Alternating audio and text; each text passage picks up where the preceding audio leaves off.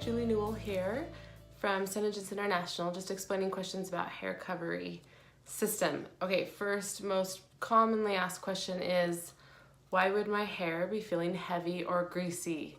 Okay, so there can be a slight adjustment period to a new product. This is on your face, in your hair, if anything, if it's disrupting the normal routine that you have set up for your body to secrete oil. So if you have been washing your hair every single day and then all of a sudden you go to every 2 or 3 days, your oil glands will have to have an adjustment period where they decide what the new routine is and how much oil they need to put out or pull back a little, and that takes some time to get used to. So that's not necessarily due to the product that you've switched to, it's just due to the amount of times you're washing your hair or how much you're washing your hair.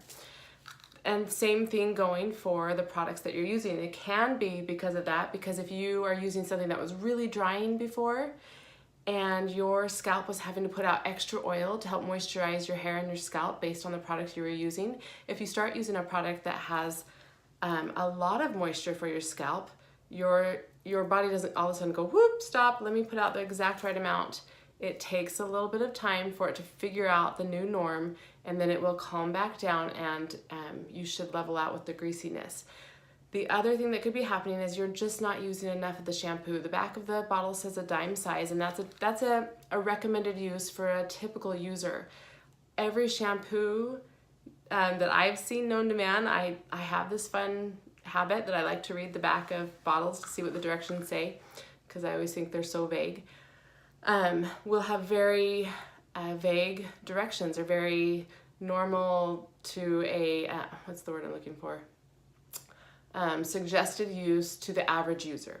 Okay, so that's the same thing with our bottle, but we need to just use our common sense, and if our hair doesn't feel clean, then we need to wash it another time, or we need to use more shampoo. Once you find the right amount for your scalp and your hair feels fantastic, I promise you.